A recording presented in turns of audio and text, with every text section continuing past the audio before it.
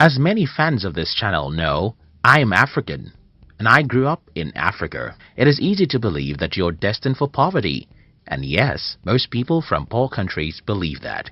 However, when I was around 17, I started questioning such assumptions, and the reason for my different opinions is because I often see rich people even in my country. But there are some other explanations for the reasons why some people are rich in poor countries. It may be that these people do ugly or illegal stuff. Maybe their father is a politician who has stolen a lot of money, or maybe it's just luck. Anyway, I decided to study how money works and see myself whether being rich has something to do with luck, stealing, or anything like that. By age 20, I already knew the formula of wealth creation, and I was ready to follow such formula. In today's video, I'll be sharing with you how to be rich in a poor country. If you're new here, consider subscribing so that you won't miss other interesting videos like this. Riches has no home. In his book, The Science of Getting Rich, Wallace D. Wattles provoked us to think about something very important. He asked us to stop thinking about poverty as though it caused by certain geographical location, but because if poverty has something to do with a particular geographical location, then certain people in certain geographical locations will be poor, while everybody else will be rich. But that's not so.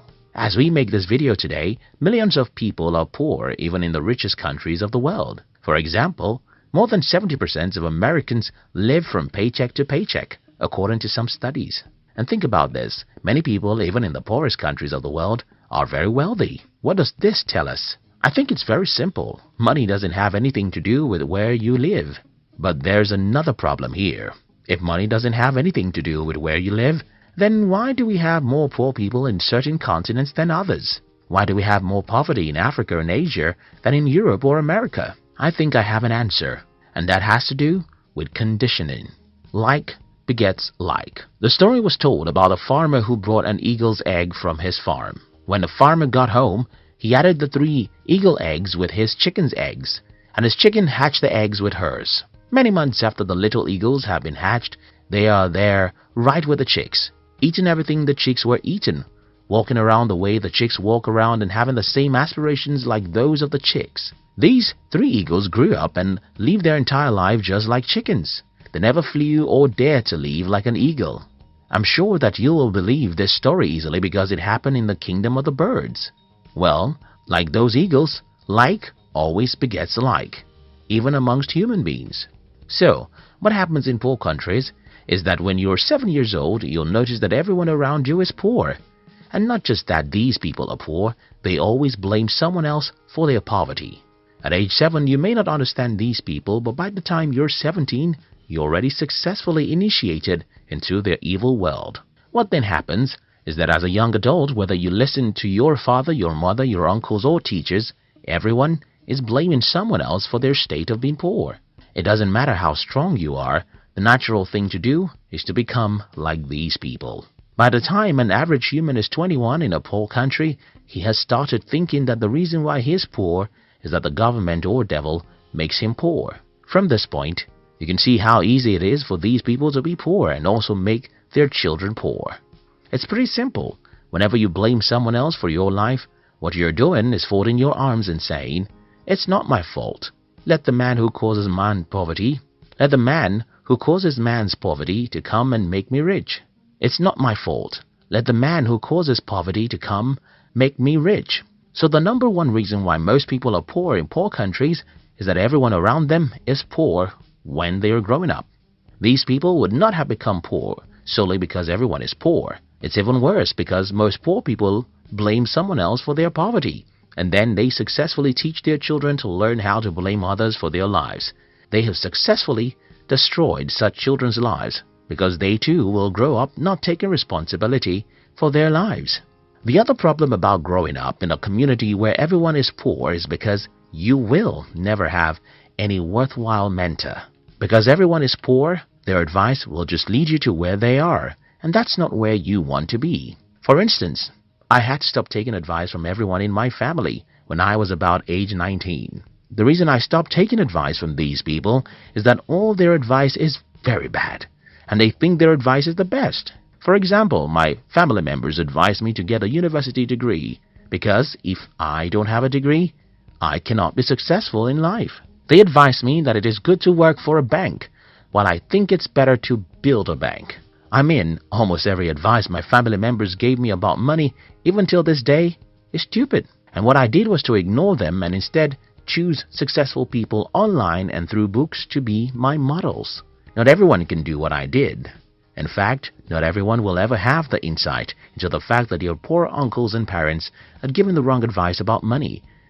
And that's a major reason why most people in poor countries are poor. The strong exploit the weak. When I claim in this video that one of the reasons why most people are poor in poor countries is because they have poor mentors, someone will ask me, okay, who made the first man poor before he became a mentor for others? This is a good question, and the answer is in the fact that the world is a jungle where the strong eat the weak. Most of the years of our existence as humans are filled with battles between nations. We should also remember colonization and exploitation from one country to another. All these battles would not have left some countries poor if not because they are not physical battles. Think about it, as you would think about rape. When a man rapes a woman, he thinks it's just a physical act, but for a woman, it's spiritual and emotional. And though the act of rape can happen in 5 minutes, the victim can live with the pains for 50 years. Similar things happen when a country invades, overpowers, and colonizes another for many years. For those who are asking how the first man became poor, I think that is how the first man became poor. But that's not an excuse for you to be poor. You see, the poverty of your forefather may not be his fault because he was probably taken as a slave for 30 years. But your poverty is yours because you have the power to liberate yourself. Country and personal prosperity. Another reason why many people are poor in poor countries is that most people seem not to understand that there are differences between national prosperity and personal prosperity. Because most people don't know that there's a difference between personal and national prosperity, many people in poor countries want to run to rich countries. Many Africans want to run to America. Many Indians thought they could migrate to Europe, and that's another problem. You see, running to a rich country won't guarantee your prosperity, because even in the country that you're running to, most people are still poor. Now that I've tried to pinpoint some of the reasons why most people are poor in poor countries, let me try and show you how to be rich in a poor country. 1. Disown every mentor you have. Well, I don't mean that you should legally get rid of everyone in your life. I simply mean that you should stop taking their advice or spending much time with them, except they are positive-minded. Growing up in Africa, the culture of my tribe requires that I listen to and follow the advice of everyone who is older than me. But at about the age of 19, I started revolting against the advice of my family members, especially their advice about money. When I was 21, it had become very obvious that I was a black sheep of the family. Until today, these people just don't have any advice I can follow about money. Don't get me wrong, I love my mother, father, uncles, and siblings. I love my African friends, but I don't take advice or spend time with you if you're negative. This is the first thing I think you should do if you're from a poor country. Do away with negative people. Stop taking money advice from poor people. Instead, go to the library and read books from the rich and successful people. Check online and follow some inspiring people who will make you believe in yourself. 2. Understand the difference between personal and national poverty. Don't assume that you have to be poor simply because your country is poor. You can be rich, even in a poor country. As I have explained earlier, being rich is not a factor of where you are from or where you live. Being rich is a factor of how you use your mind. 3.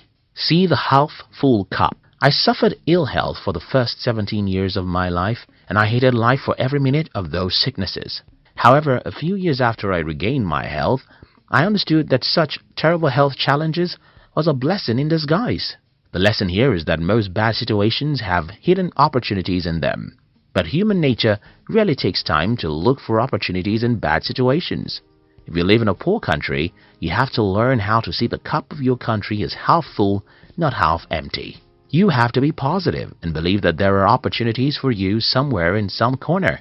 Only you can believe that and take proactive actions that will lead you there.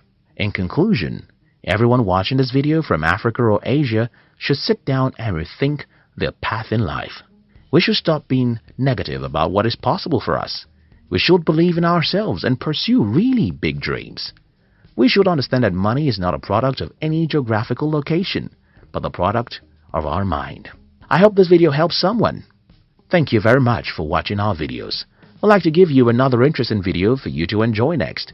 But before then, our team will be very happy if you can like this video and share it with your friends on social media. If you're new here, don't forget to subscribe, so you won't miss other interesting videos like this. Look at your screen now to see 2 other videos we handpicked for you to enjoy next. We love you.